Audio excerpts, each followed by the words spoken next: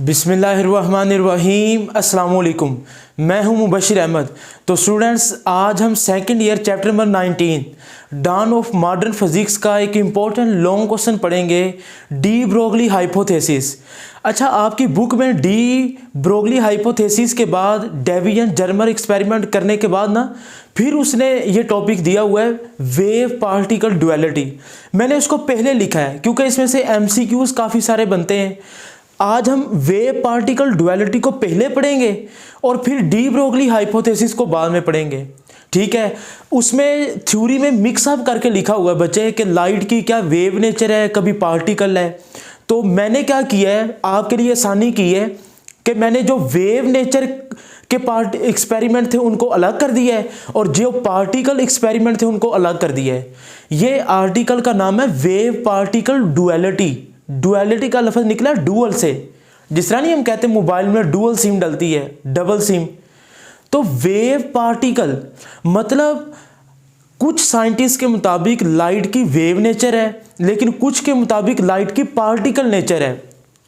तो हम क्या करेंगे कि वेव नेचर को भी स्टडी करेंगे और पार्टिकल को भी। तो आइए देखते हैं कि किस किस साइंटिस्ट ने क्या क्या कहा है, तो उसको हमने अलग अलग एक्सप्लेन करना है। तो जी बच्चे, वेव पार्टिकल डुअलिटी, तो राइट साइड पे जो लिखा होगा ना वो पार्टिकल नेचर है और जो मैंने लेफ्ट साइड पे लिखा है ये सारी वेव नेचर है। यानी कि इधर जो भी कुछ लिखा है ना उन सब की वेव नेचर है और इधर मैंने जो भी कुछ लिखा है इन सब की पार्टिकल नेचर है। तो ये एज ए एमसीक्यूज या लॉन्ग क्वेश्चन के तौर पर आप लोगों के लिए बड़ा अच्छा है, मैंने पॉइंट बना के लिखे हुए हैं। तो आइए जरा इनको वन बाय वन डिस्कस करते हैं जी। तो लाइट अगर इंटरफेरेंस या डाइफ्रैक्शन करेगी तो हम कहेंगे कि लाइट की वेव नेचर है। अगर लाइट इंटरफेयर करेगी या डाइफ्रैक्ट करेगी तो फिर लाइट की वेव नेचर होगी। आपको याद है फर्स्ट ईयर चैप्टर नंबर 9 में हमने यंग डबल स्लिट एक्सपेरिमेंट पढ़ा था, तो उसमें यही तो हमने एक्सप्लेन किया था यंग डबल स्लिट एक्सपेरिमेंट में कि लाइट इंटरफेयर करती है तो वो वेव्स ही इंटरफेयर करती है ना, पार्टिकल तो इंटरफेयर नहीं करते। ठीक हो गया। और जो आपको पता है कि इस लेक्चर से पहले जो हमने 3 टॉपिक पढ़े थे, photo electric effect, Compton effect और पेयर प्रोडक्शन, आई होप कि आपने तीनों लेक्चर वो सुन लिए होंगे। इन तीनों इफेक्ट के अंदर हमने डिस्कस किया था कि लाइट की पार्टिकल नेचर होती है। तो ये देखें, ये तीनों एमसीक्यूज मैंने अलग करके लिख दिए। तो इन तीनों में लाइट की पार्टिकल नेचर है। ठीक हो गया। डेवियन और जर्मर के मुताबिक इलेक्ट्रॉन की वेव नेचर है और जीपी थॉमसन के मुताबिक भी इलेक्ट्रॉन की वेव नेचर है। लेकिन जे थॉमसन के मुताबिक जब उसने charge to mass ratio find out की थी इलेक्ट्रॉन की, तो उसके मुताबिक इलेक्ट्रॉन की पार्टिकल नेचर है। ठीक है। तो इन दोनों साइंटिस्ट के मुताबिक इलेक्ट्रॉन की वेव नेचर है और जे थॉमसन के मुताबिक इलेक्ट्रॉन की पार्टिकल नेचर है। उसके बाद लाइट बीम अगर वो डाइफ्रैक्शन ग्रेटिंग से पास करेगी तो फिर उसकी वेव नेचर होगी। अब ये ग्रेटिंग क्या है, आपने फर्स्ट ईयर में पढ़ा होगा, it is a rectangular glass plate. ये एक शीशे की प्लेट होती है जिसमें से बड़ी बारीक बारीक लाइनें होती हैं। फर्स्ट ईयर चैप्टर नंबर 9 में हमने लॉन्ग क्वेश्चन पढ़ा था diffraction of X rays by crystal, फिर उससे भी पहले हमने पढ़ा था diffraction of light through grating. ठीक है। हम किसी लाइट का ग्रेटिंग में से पास होना भी देखते थे, जिसकी इक्वेशन आती थी d sine theta is equal to n lambda, शायद आपको याद हो। तो बहरहाल उसके बाद लाइट बीम, अगर लाइट बीम फॉल करती है किसी मेटल सरफेस के ऊपर तो फिर लाइट की पार्टिकल नेचर होगी। ठीक है। लाइट का फोटो इलेक्ट्रिक इफेक्ट में हमने यही तो देखा था कि लाइट कैथोड के ऊपर सोडियम मेटल के ऊपर जाके फॉल करती है। तो अगर लाइट किसी मेटल के ऊपर फॉल करेगी तो फिर लाइट की पार्टिकल नेचर होगी। ठीक हो गया। अच्छा जी, पॉइंट नंबर 4, अगर light when travelling from source to place, अगर वो एक जगह से दूसरी जगह ट्रेवल करे तो फिर लाइट की वेव नेचर है। और अगर लाइट फॉल करे किसी मैटर के ऊपर, याद रखें ये मेटल है जिसको धात हम कहते हैं और ये मैटर है मादा, तो अगर लाइट किसी मैटर के ऊपर फॉल करती है तो फिर लाइट की पार्टिकल नेचर है। और आखिरी पॉइंट है जी, point number 5, electron, proton, photon, atoms अगर ये प्रोपोगेट करते हैं, चलते हैं, एक जगह से दूसरी जगह, तो फिर इनकी वेव नेचर होगी। लेकिन अगर यही पार्टिकल्स एक्सचेंज एनर्जी, एक्सचेंज मतलब तबादला, अगर ये एक दूसरे से एनर्जी का तबादला करते हैं तो फिर इनकी पार्टिकल नेचर होगी। तो आपने देखा कि लाइट एज ए वेव भी बिहेव करती है और एज ए पार्टिकल भी, बिल्कुल उसी तरह इलेक्ट्रॉन एज ए वेव भी बिहेव करता है और एज ए पार्टिकल भी। तो मैं यही तो कहना चाह रहा हूँ कि वेव पार्टिकल डुअलिटी। तो आई होप कि ये एज ए लॉन्ग या शॉर्ट या एमसीक्यूज हर गरज से आपको तैयार हो जाएगा। आप पॉज करके इसका स्क्रीनशॉट भी ले सकते हैं, ठीक है, ताकि आप पॉइंट बना के आप अपनी बुक में नोट कर लें। उसके बाद जी वेव्स और पार्टिकल में क्या क्या सिमिलैरिटीज़ हैं और क्या क्या डिफरेंस हैं, बच्चे याद रखेंगे। पहले हम सिमिलैरिटीज़ को पढ़ते हैं। वेव्स और particles both possess energy and momentum. Waves के पास भी और पार्टिकल के पास भी एनर्जी भी होती है और मोमेंटम भी होता है, ठीक है। और both can reflect and refract. Reflect का मतलब होता है ना टकरा कर वापस आना, और रिफ्रैक्ट का मतलब होता है किसी मीडियम से टकरा कर आगे गुजर जाना। तो वेव्स और पार्टिकल दोनों रिफ्लेक्ट भी करते हैं और रिफ्रैक्ट भी करते हैं। तो ये तो है इनमें सिमिलैरिटीज। आइए अब हम डिफरेंस पढ़ते हैं कि वेव्स और पार्टिकल में क्या क्या फर्क होता है। तो जी particles possess mass and charge, कहता है पार्टिकल के पास मैस और चार्ज होता है, बट वेव्स डू नॉट, लेकिन वेव्स के पास नहीं होता, ठीक हो गया। पार्टिकल्स कोलाइड, पार्टिकल एक दूसरे के साथ टकराते हैं, बट वेव्स इंटरफेयर। अब ये देख लें दोनों में फर्क क्या है। पार्टिकल्स की कुलियन होती है, वेव्स की इंटरफेरेंस होती है, ठीक है, but waves interfere. Number 3, particles are localised but waves are not. Particle localised होते हैं लेकिन वेव्स को लोकलाइज नहीं किया जा सकता, ठीक है। Point number 4, waves can interfere but particles are not. ये मैंने इधर भी बताया कि वेव्स की इंटरफेरेंस होती है लेकिन पार्टिकल्स की इंटरफेरेंस नहीं होती। Point number 5, waves can diffract. Waves diffract भी करती हैं लेकिन पार्टिकल्स डाइफ्रैक्ट नहीं करते, ठीक है। तो ये तो वेव्स और पार्टिकल में सिमिलैरिटीज और ये इनके डिफरेंस हैं, ठीक है। और ये वेव नेचर है और ये पार्टिकल नेचर। आप जरा पॉज करके इनको नोट करें, फिर हम डी ब्रोगली हाइपोथेसिस को स्टार्ट करते हैं।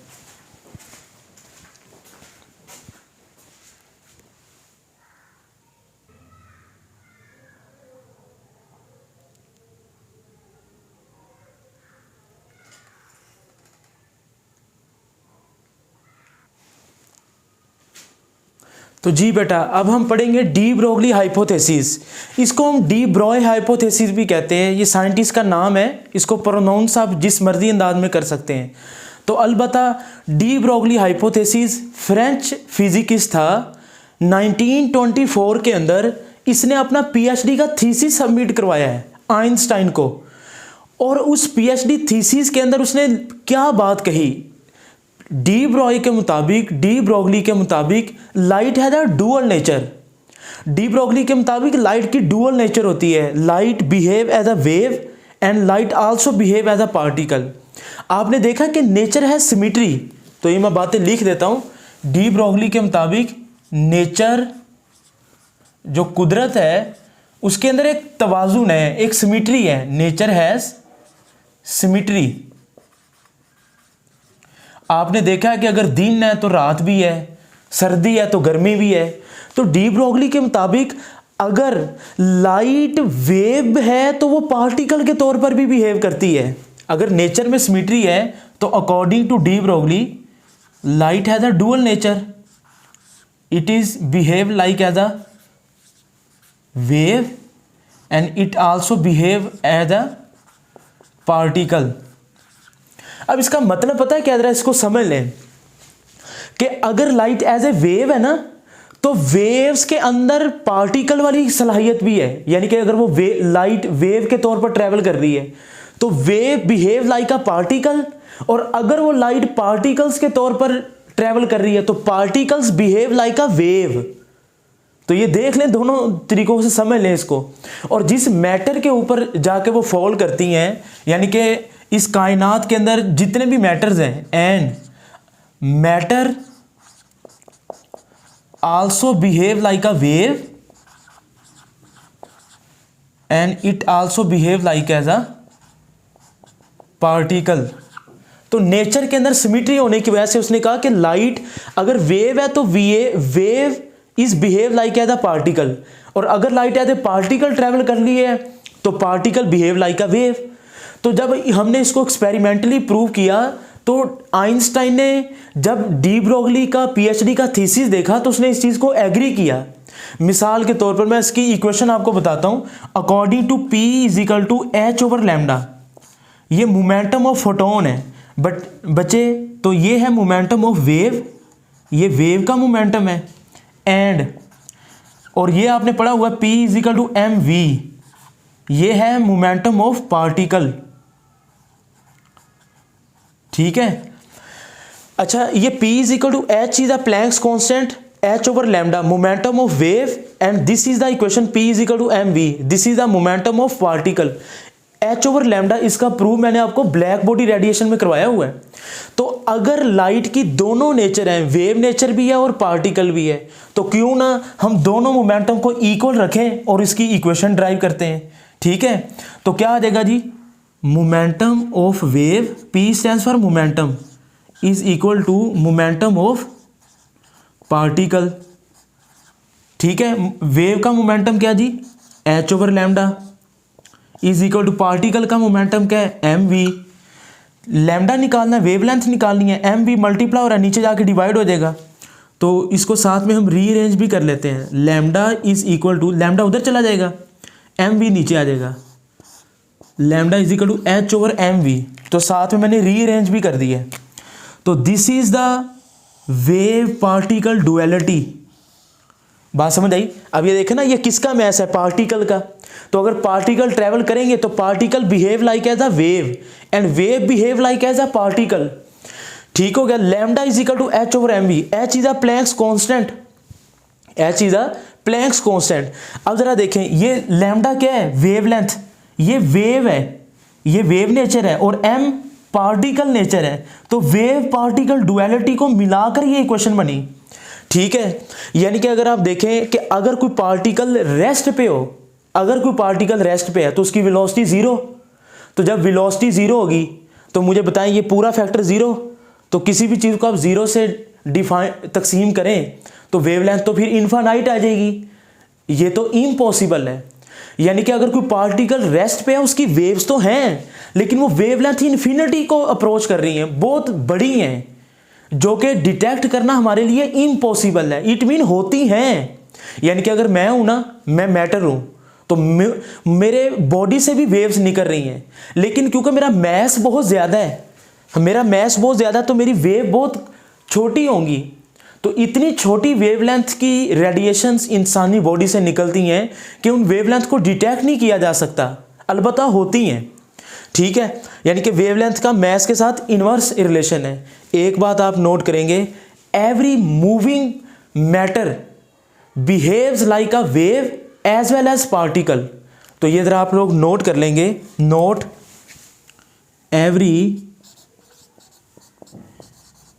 Moving matter, every moving matter behave as a wave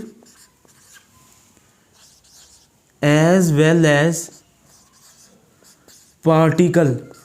कोई भी मूविंग पार्टिकल हो वो वेव के तौर पर भी बिहेव करेगा और पार्टिकल के तौर पर भी। नोट के अंदर आप ये बात लिखेंगे। ठीक हो गया। अच्छा, अब हमारी बुक के अंदर दो एग्जांपल्स डिस्कस की गई हैं, wavelength associated with large mass and ordinary speed. हम देखें मैस और स्पीड मल्टीप्लाई हो रहे हैं ना, तो जब भी दो चीज़ें मल्टीप्लाई हो रही हों तो आपस में इन्वर्सली प्रोपोर्शनल होती हैं।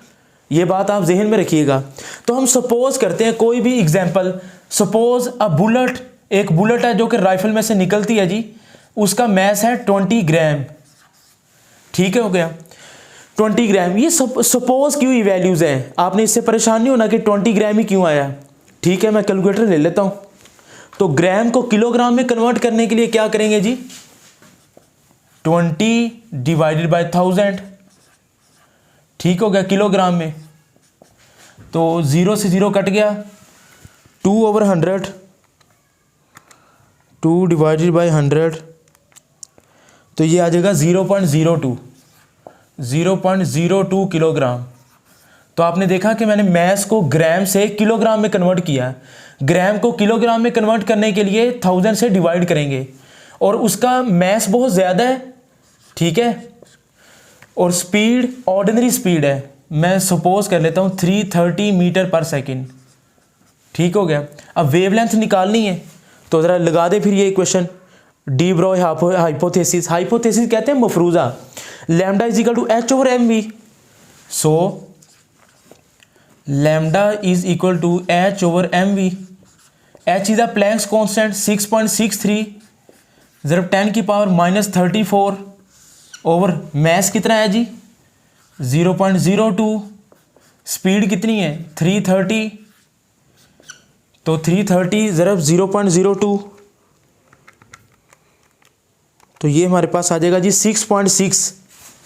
तो बच्चे हम क्या करेंगे 6.63 डिवाइडेड बाय 6.6, इन दोनों को ज़रब देने से 6.6 आया। ज़रब 10 की पावर -34 को एज इट इज़ लिखा रहने दें। अब इसको डिवाइड कर दे तो आपके पास आंसर आ जाएगा 6.63 डिवाइडेड बाय 6.6, तो ये 1.00 आता है। हम 1 ही लिख लेते हैं, ठीक है। तो 1.00 समथिंग, तो 1 लिख लें। 1 मल्टीप्लाई बाय आगे क्या जी 10 की पावर -34, वेवलेंथ का यूनिट मीटर। तो आपने देखा कि अगर मैस बहुत ज़्यादा है तो wavelength it is too small. ये इतनी छोटी वेवलेंथ है कि इनको डिटेक्ट करना बड़ा मुश्किल है। -34 है, यानी कि 3401 के बैक साइड पे आएंगे 0.00000, तो ये तो बहुत छोटी वेवलेंथ हुई, तो इसको हम डिटेक्ट नहीं कर सकते, ठीक है। अब हम उलट काम करते हैं। वेवलेंथ एसोसिएटेड पहले लार्ज मैस था, अब स्मॉल मैस लेंगे। पहले ऑर्डिनरी स्पीड थी, अब हाई स्पीड लेंगे। तो स्मॉल मैस के अंदर सबसे पहला जो जेन में आता है वो इलेक्ट्रॉन का मैस ही है जी, एटॉमिक पार्टिकल के अंदर। तो मैस ऑफ इलेक्ट्रॉन कितना होता है 9.1 ज़रब 10 की पावर -31 kg, ठीक है। और इलेक्ट्रॉन की स्पीड हम सपोज कर लेते हैं जी जो कि होती है 1 मल्टीप्लाई बाय 10 की पावर 6 मीटर पर सेकेंड। ये कुछ बुक्स में आपको 10 की पावर 7 भी मिलेगा, तो इससे आपने परेशान नहीं होना, हम अपनी टेक्स्ट बुक के मुताबिक चलेंगे। तो मैस और स्पीड आ गई इलेक्ट्रॉन की। So according to de Broglie hypothesis lambda is equal to H over M V, ठीक है। वैल्यूज पुट करवा दें जी। H is the Planck's constant 6.63 ज़रब 10 की power -34 divided by mass of electron 9.1 ज़रब 10 की पावर -31। स्पीड कितनी आई जी 1 मल्टीप्लाई बाय 10 की पावर 6, ठीक है। तो lambda is equal to 6.63 divided by 9.1, 9.1 ज़रब 1, ये तो 9.1 नहीं आ जाएगा। 10 की पावर को अलग कर लें, -34 -31 ऊपर जाके +31 +6 ऊपर जाके -6, ठीक हो गया। तो इसको हम डिवाइड कर लेते हैं 6.63 डिवाइडेड बाय 9.1, तो ये आ जाएगा जी 0.728। तो वेवलेंथ कितनी आ जाएगी हमारे पास 0.728 ज़रब 10 की पावर -34 +31 -6, तो ये -9 आ जाएगा। 10 की पावर -9। आप पॉइंट को लेफ़्ट से राइट मूव कर दें तो lambda is equal to 7 point, इसको 3 लिख लें, तो -1 लेफ़्ट से राइट जाएंगे, -1 -9, ये आ जाएगा जी -10 मीटर। तो ये आपके पास आंसर आ चुका है 7.3 ज़रब 10 की पावर -10 मीटर। और ये देखें माइनस में जितनी बड़ी रकम होती है उतनी छोटी है, और जितनी छोटी उतनी बड़ी। तो ये टर्म छोटी है -34, ये बहुत छोटी वैल्यू है। -10 इसके मुकाबले में तो बड़ी है ना, तो इस वेवलेंथ को डिटेक्ट करना आसान है। और ये जो 10 की पावर -10 मीटर है ना, ये जो वेवलेंथ है ये in the range of X rays है, यानी कि एक्सरेज की वेवलेंथ भी इतनी होती है 10 की पावर -10 मीटर। तो it is in the range of X rays. ये एमसीक्यूज के तौर पर आता है, आप लोग नोट करेंगे, ठीक है, कि इलेक्ट्रॉन की जो वेवलेंथ होती है वो एक्स रेज की रेंज में होती है। ठीक हो गया बच्चे, तो आप इसको नोट कर लें जी। फिर हम इसी चीज़ को डेवियन और जर्मर के मेथड से प्रूव करते हैं कि इलेक्ट्रॉन की क्या वेव नेचर वाकई होती है। अगर होती है तो उसको हम प्रूव करके देखते हैं। आप इसको नोट करें।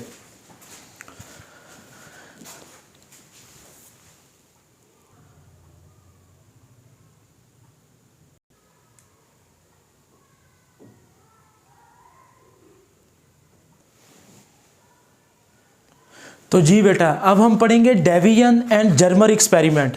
ये दो साइंटिस्ट थे, क्लिंटन जे डेवियन और लास्टर एच जर्मर। इन दोनों ने क्या किया कि इलेक्ट्रॉन की वेव नेचर को कंफर्म किया था, जो कि डी ब्रोगली ने कहा था ना कि इलेक्ट्रॉन की वेव नेचर होती है। फिर इन दोनों साइंटिस्ट ने उस चीज़ को कंफर्म किया। तो आइए इसकी डायग्राम बनाते हैं, फिर इसका प्रूव करते हैं। तो ज़रा तवज्जो करें। According to Davisson and Germer, हम एक फिलामेंट लेंगे, ये एक फिलामेंट है, टंगस्टन का ले लें, और इसके साथ हम एक बैटरी अटैच करेंगे।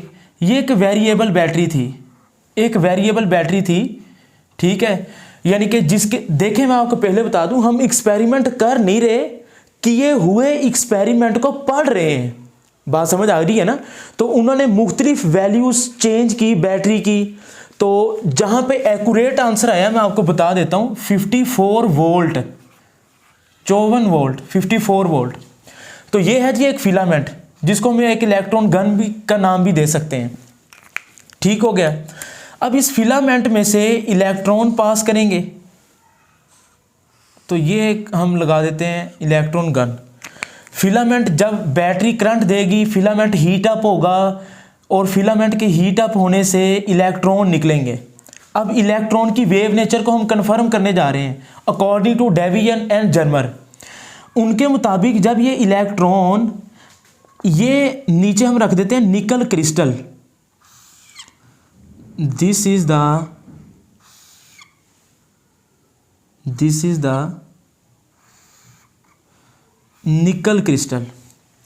तो बच्चे ये हमारे पास है एक निकल का क्रिस्टल, ठीक है। ये आपने फर्स्ट ईयर चैप्टर नंबर 9 में पढ़ा होगा, ब्रैग्स इक्वेशन में। बहरहाल तो ये क्रिस्टल है, और इसके साथ इधर एक डिटेक्टर भी लगा हुआ है जो कि मूवेबल है। डिटेक्टर एक मूवेबल है, जिसको आप मूव करवा सकते हैं। ठीक हो गया। तो ज़रा तवज्जो करें। ठीक हो गया। अब उन्होंने क्या किया, according to Davisson and Germer, अगर हम बैटरी के वोल्टेज को चेंज करते जाएं 54 वोल्ट पे जब बैटरी को हम हीट अप करेंगे, तो जब फिलामेंट में से इलेक्ट्रॉन निकलेंगे, बात समझ आ गई, थर्मियोनिक एमिशन की वजह से, तो इधर से इलेक्ट्रॉन पोटेंशियल एनर्जी को गेन करेंगे। किस एनर्जी को? पोटेंशियल एनर्जी को। तो जैसे जैसे इलेक्ट्रॉन नीचे आते जाएंगे, पोटेंशियल एनर्जी कम होती जाएगी, काइनेटिक एनर्जी बढ़ती जाएगी। तो काइनेटिक एनर्जी में इजाफा होता जा रहा है जी, यानी कि एक एनर्जी दूसरी एनर्जी में कन्वर्ट हो रही है। तो जैसे ही इलेक्ट्रॉन निकल क्रिस्टल की सरफेस से टकराकर वापस मुड़ेंगे, डाइफ्रैक्ट होंगे, तो ये सीधा जाएंगे जी डिटेक्टर के अंदर। ये एक डिटेक्टर पड़ा हुआ है, जिसको आप कभी यहाँ पे रख सकते हैं, कभी यहाँ पे, कभी यहाँ पे, मुख्तलिफ जगह पे।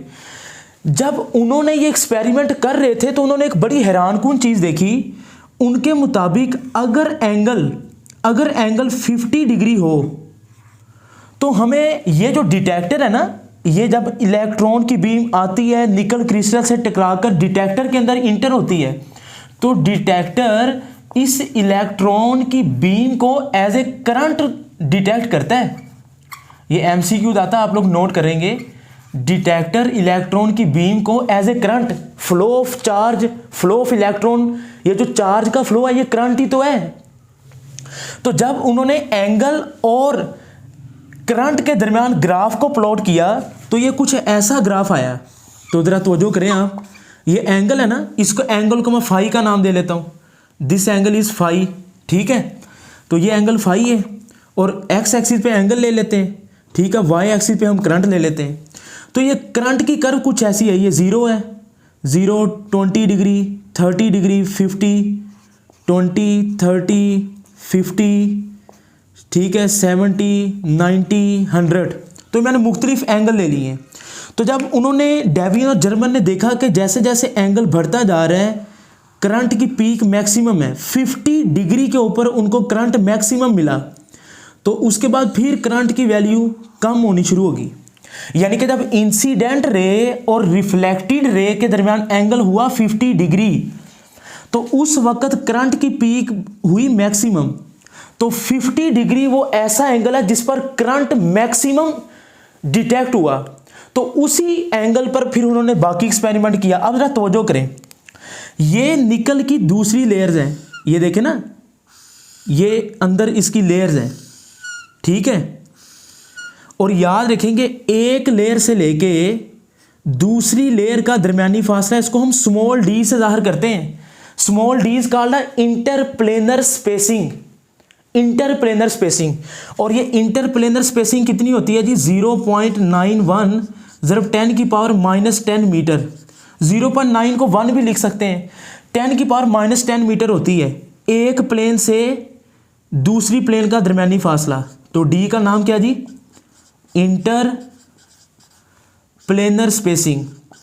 अच्छा, ये इतनी ही क्यों रखते हैं हम? ये इसकी जो स्पेसिंग होती है ना निकल क्रिस्टल के अंदर एक लेयर की दूसरी लेयर के दरमियान, ये उतनी होनी चाहिए जितनी एक्सरे की वेवलेंथ है। ये हम फर्स्ट ईयर में डिटेल में पढ़ते हैं, तो अलबत्ता आप लोग इसका नाम याद रखिएगा। अच्छा, जब ये फर्स्ट लेयर से आके टकराएंगे, इसको मैं कहूँगा m = 1। अगर ये दूसरी, अगर ये भी तो हो सकता है ना कि इलेक्ट्रॉन अंदर पेनिट्रेट कर जाए और दूसरी लेयर से निकल के क्रिस्टल के अंदर जाके दूसरी से रिफ्लेक्ट हो, तो फिर हम m की वैल्यू 2 लेंगे। और अगर तीसरी लेयर से टकरा कर वापस जाएं तो फिर हम m की वैल्यू 3 लेंगे। तो ये फर्स्ट ऑर्डर है। अगर दूसरी लेयर से टकरा कर वापस जाएं तो ये सेकंड ऑर्डर है। तो हम फर्स्ट ऑर्डर डाइफ्रैक्शन ही पढ़ेंगे, m = 1, कि पहली लेयर से सरफेस से टकराकर इलेक्ट्रॉन वापस गए। एक बात तो ये, अच्छा ठीक हो गया। पोटेंशियल एनर्जी कम होती जा रही है, काइनेटिक एनर्जी बढ़ती जा रही है। तो ये डिटेक्टर इसको एज ए करंट, तो पहले हम निकालेंगे थ्योरेटिकल वेवलेंथ। थ्योरेटिकल वेवलेंथ हम निकालेंगे, ठीक हो गया बच्चे। तो वेवलेंथ का फार्मूला आप लोगों ने पढ़ा होगा, लैम्डा = h/mv according to de Broglie, अभी हमने प्रूव किया। तो दिस इज इक्वेशन नंबर 1। मुझे mv की वैल्यू चाहिए, we find the value of mv, mass और वेलोसिटी की। अब इसका मैं प्रूव करने लगा हूं, जरा तवज्जो करें। तो जब इलेक्ट्रॉन फिलामेंट गन से निकले थे तो इनके पास पोटेंशियल एनर्जी थी। So we can say potential energy is equal to kinetic energy. Potential energy कम होती जा रही है, काइनेटिक एनर्जी बढ़ती जा रही है। और इलेक्ट्रॉन की पोटेंशियल एनर्जी किसके इक्वल होती है? EV, इलेक्ट्रॉन वोल्ट, या QV भी लिख सकते हैं। और काइनेटिक एनर्जी का फार्मूला 1/2mv²। तो ये जो स्मॉल v है ये वेलोसिटी को जाहिर कर रहा है, जो कैपिटल V है ये पोटेंशियल को। ये कौन सा पोटेंशियल है? ये बैटरी का पोटेंशियल है, जिसको मैं लिख रहा हूं 54 वोल्ट, ठीक हो गया। E से मुराद है electron, charge on electron. 2 divide हो रहा है, उधर जाके मल्टीप्लाई, 2EV = mv²। mv निकालना है ना, तो इधर एक और m लेके आना हमने, क्यों? ताकि स्केयर बन जाए, और फिर हम स्केयर रूट लें तो कैंसिल हो जाए। तो multiply both sides by m। तो क्या लिखेंगे? Multiply both sides by m। m से मल्टीप्लाई करवा दें जी, क्या आ जाएगा? 2mve या ev, या मल्टीप्लाई हो रहा है, इससे परेशान नहीं होना। तो इधर भी m आ जाएगा, इधर भी आ जाएगा, तो m × m m² आ जाएगा, m² v²। तो बच्चे इसको इकट्ठा लिख दें, 2mve mv होल का स्केयर। स्केयर खत्म करने के लिए स्केयर रूट लेंगे, taking square root on both side. तो क्या आ जाएगा? 2mve होल का under root is equal to mv। तो put the value of mv in equation number 1। तो हमारे पास क्या आंसर आ जाएगा जी? तो मैं क्या लिखूंगा? Put mv in equation number 1। तो बच्चे क्या आ जाएगा, lambda is equal to H over M v था ना, तो एम वी की जगह पे अब क्या आ जाएगा, अंडर रूट 2 अंडर रूट 2 तो वैल्यूज पुट करवा देंगी। Lambda is equal to Planck's constant की 6.63 जब 10 की power -34 joule second, under root 2 mass of electron कितना होता है जी 9.1 जब 10 की पावर -31, और ये पोटेंशियल बैटरी का कितना था मैंने आपको बताया तो है अभी 54 वोल्ट। जाहिर बात इन्होंने चेंज किया, लेकिन 54 वोल्ट अगर बैटरी का पोटेंशियल हो और अगर इंसिडेंट और रिफ्लेक्टिव रे के दरमियान एंगल हो 50 डिग्री, तो फिर वो कहते हैं कि हमें करंट मैक्सिमम मिला है। तो V की वैल्यू हम लेंगे 54 वोल्ट और चार्ज ऑन इलेक्ट्रॉन 1.6 जब 10 की पावर -19 होल का अंडर रूट। जी कैलकुलेटर लेते हैं, फिर इसको सोल्व करते हैं जी। तो जी बेटा क्या आ जाएगा आपके पास, ऊपर आ जाएगा आपके पास 6.63 जब 10 की पावर -34 ओवर अंडर रूट 10 की पावर को आपने लैदा कर देना है, -31 और -19, ये तो सीधा सीधा हो जाएगा -50, 31 और 19 दोनों माइनस के हैं, -50 हो जाएंगे। बाकी को आप ज़रब दे लें, 2 मल्टीप्लाई बाय 9.1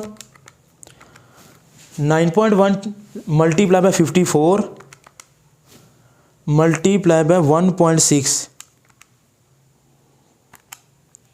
तो ये आ जाएगा जी 1572.48 1572.48। ठीक है, -31 -19 -50 हो गया। अब इसका अंडर रूट ले लें, तो जी lambda is equal to 6.63 over 1572.48 का अंडर रूट आता है बच्चे 39.6545। तो आगे भी चलता जा रहा है, लेकिन हम 4 हिस्सों तक लिख लेते हैं। ज़रब 10 की पावर -34, इसका तो अंडर रूट ये आ गया, -50 का अंडर रूट क्या आ जाएगा -25, ऐसी है ना। 50 अंडर रूट का मतलब क्या होता है 1/2, तो 50 का 25 ही आएगा। तो 10 की पावर को आप लायदा कर दें, इसको आप डिवाइड कर दें, 6.63 डिवाइडेड बाय 39.6545, तो ये आ जाएगा जी 0.167 आगे चलता जा रहा है, तो हम बस इतनी हिस्सों तक रहने देते हैं। 0.167 10 की पावर -34 -25 ऊपर जाके +25, ठीक हो गया जी। -34 +25 -9 आ जाएगा, तो 0.167 जब 10 की पावर -9, पॉइंट को आप 1 के बाद ले आए, फर्स्ट नॉन जीरो डिजिट के बाद, तो ये 1.66 या 1.67 -1 और -9 -10, और वेवलेंथ का यूनिट क्या है जी मीटर। और आप लोग ये बात याद रखिएगा 1.67 10 की पावर -10 मीटर एंगस्ट्रम के इक्वल होता है, A की पावर 0, इसको एंगस्ट्रम पढ़ते हैं, एंगस्ट्रम, ये आपने पढ़ा होगा केमिस्ट्री के अंदर भी। तो ये आ गया जी 1.67 जब 10 की पावर -10 मीटर एंगस्ट्रम। तो ये देख लें, ये इसका प्रूव है, आपको पता है कि हमने यही तो आंसर निकाला था। ठीक है, तो ये तो इसकी आ गई थ्योरेटिकल वेवलेंथ। अब हम इसकी एक्सपेरिमेंटल वेवलेंथ निकालते हैं। तो ज़रा मैं कैमरे को उधर मूव करने जा रहा हूँ, तो डायग्राम में आप लोग ये बात आप जहन में रख लेंगे, आप इसको पॉज करके नोट कर सकते हैं। एक्सपेरिमेंटल वेवलेंथ में मैंने ब्रैग्स इक्वेशन यूज़ करनी है, 2d sin theta is equal to m lambda. अब ये नोट कर लें, क्योंकि कैमरा मैन है नहीं हमारा, तो ये मुझे ही करना पड़ेगा। तो जो करें, d की वैल्यू मैं क्या लूँगा, ये d की वैल्यू 0.91 जब 10 की power -10 metre, d is called interplanar spacing, तो d की वैल्यू ये लूँगा मैं, ये आप लोग नोट कर लें। ठीक है, अभी ब्रैग्स इक्वेशन हम लगाएंगे तो उसमें पुट करेंगे, d की वैल्यू ये होगी, और m की वैल्यू मैं लूँगा 1। m की वैल्यू 1 का मतलब क्या है कि आने वाली रेस और वापस, ये फर्स्ट ऑर्डर डाइफ्रैक्शन है, पहली लेयर से टकरा कर वापस गई, तो m की वैल्यू 1 लूँगा डी की वैल्यू ये लूंगा, D is called interplanar spacing, 2d sine theta. अब थीटा कितना है, अब थीटा हमने कौन सा लेना ये भी देख लें। थीटा हमारी बुक में लिखा हुआ है 65। अब आप कहेंगे सर आपने तो 50 डिग्री लिखा है, समझ लें, तसल्ली रखें, ये 50 डिग्री है इंसिडेंट और रिफ्लेक्टेड के दरमियान। भाई साहब ये ज़रा नोट करेंगे, ये जो एंगल टोटल होता है 90 और 90 कितना हो गया, ये मैं इधर लिख के आपको दिखा देता हूँ। Theta is equal to 180 degree. देखें ना ये टोटल एंगल कितना है 180, तो 180 में से 50 आप माइनस कर दें तो कितना आ जाएगा, 180 माइनस 50 130। यानी कि अगर ये टोटल एंगल 180 है, ये वाला 180 में से 50 माइनस कर दूं तो बाकी 130 बचा, तो 130 के कर दें आप दो हिस्से, तो 130 theta is equal to 130 divided by 2, तो ये आ जाएगा 65 डिग्री। तो ये नोट कर लें जी, 65 डिग्री का एंगल बनेगा। हमने थीटा एंगल लेना है, ये फाई एंगल बनता है इंसिडेंट और रिफ्लेक्टेड के दरमियान। हमने ये वाला एंगल नहीं लेना, हमने इंसिडेंट रे और निकल क्रिस्टल के दरमियान एंगल बनता है 65 डिग्री, और रिफ्लेक्टेड रे और निकल क्रिस्टल के दरमियान एंगल बनता है 65 डिग्री। तो जब दोनों एंगल सेम हो ना तो इनको हम कहते हैं ग्लांसिंग एंगल, ग्लांसिंग एंगल। तो 65 डिग्री 65 65 कितना हो गया 130 प्लस 50, तो ये टोटल 180 होता है। तो बच्चे हमने ये वाला एंगल लेना है, फाई नहीं लेना बल्कि थीटा लेना है 65 डिग्री, ये वाला इंसिडेंट और निकल क्रिस्टल के दरमियान। Theta is the angle between incident ray and nickel crystal, surface of nickel crystal, या आप ये ले लें reflected ray and surface of nickel crystal.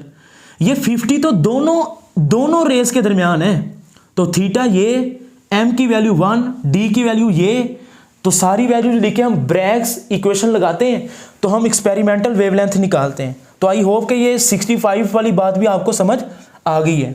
ठीक है, आप इसको पॉज करके नोट करें। तो ज़रा मैं कैमरे को सेट कर लूँ।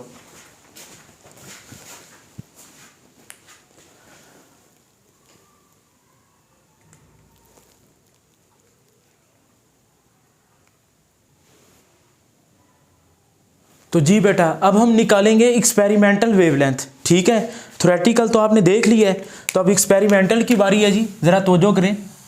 तो एक्सपेरिमेंटल वेवलेंथ के लिए हम क्या यूज़ करेंगे, ब्रैग्स इक्वेशन। तो by using the Bragg's law कह लें या ब्रैग्स इक्वेशन। अब बच्चे ये ब्रैग्स लॉ या ब्रैग्स इक्वेशन आपको प्रूव नहीं मैं करवाने लगा, इसकी इक्वेशन होती है 2d sine theta is equal to m lambda, 2d sine theta is equal to m lambda. ठीक हो गया। आपको पता है कि ये इक्वेशन आपने फर्स्ट ईयर चैप्टर नंबर 9 में प्रूव की हुई है, ब्रैग्स इक्वेशन का प्रूव हमने किया हुआ है।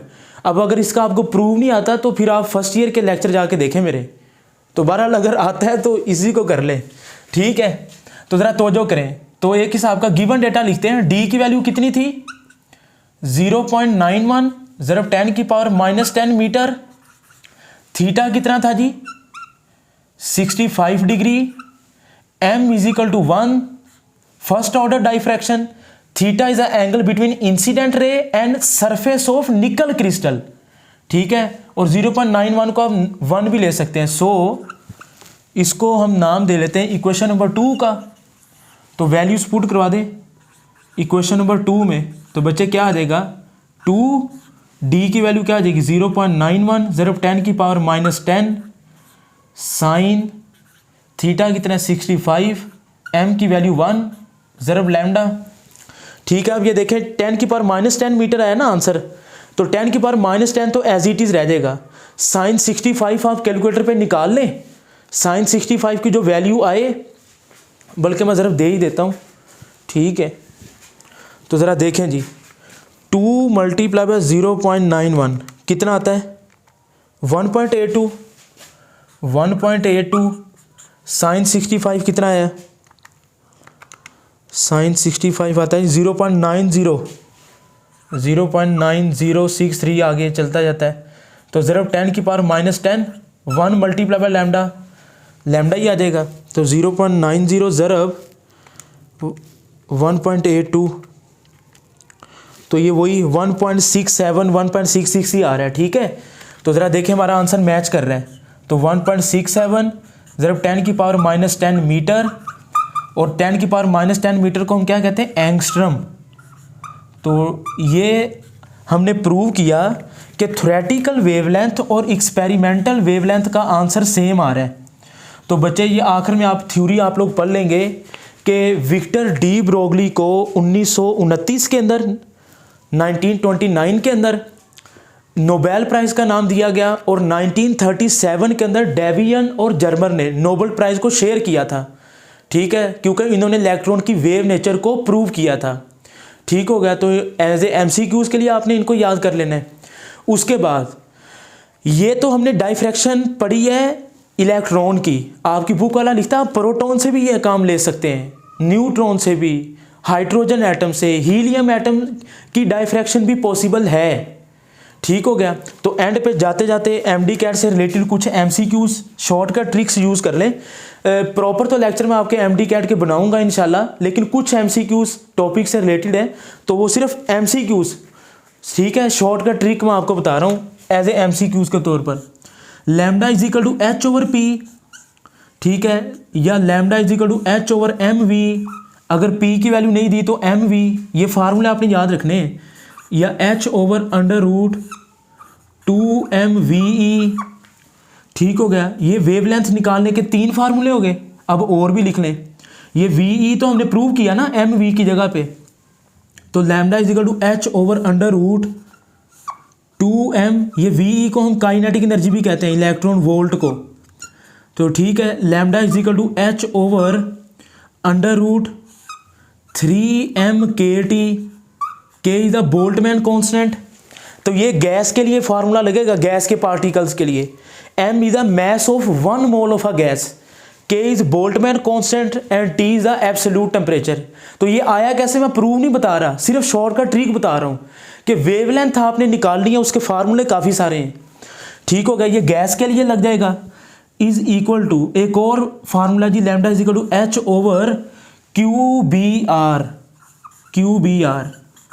ये mv की वैल्यू है, मैं आपको हिंट बताता हूँ। चैप्टर 14 में हमने पढ़ा था चार्ज टू मास रेशो, उसमें हमने रेडियस निकाला था r is equal to mv/QB। तो उधर से mv की हमने वैल्यू ली है QBr। तो ये lambda is equal to H/QBr, ये किसके लिए फार्मूला है, फॉर अ मूविंग पार्टिकल। अगर आपने किसी मूविंग पार्टिकल की वेवलेंथ निकालनी है, r is the radius of circle, b is the magnetic field, q is the charge. तो ये देखें 1 2 3 4 5 6, और एक और वेवलेंथ का फार्मूला आप लोग नोट करेंगे, 150/v√, और इधर v किसके अंदर है, एंगस्ट्रम के अंदर है, ये पोटेंशियल है। ठीक हो गया जी बच्चे। आई होप के ये MD-CAT से रिलेटेड आपको शॉर्टकट ट्रिक्स याद रहेंगी। ये वेवलेंथ के सारे फार्मूले हैं, कोई भी आपको वैल्यूज़ दी गई हो आप लैम्डा की वैल्यू कैलकुलेट कर सकते हैं। बाकी डिटेल लेक्चर इंशाल्लाह आप MD-CAT के हम देंगे, आप उसका इंतज़ार करें। वीडियो को लाइक करें जी, कमेंट करें, दोस्तों के साथ शेयर करें ताकि बाकियों का भी भला हो। मुबशर अहमद को दें इजाज़त, दुआओं में याद रखें। अल्लाह हाफिज़।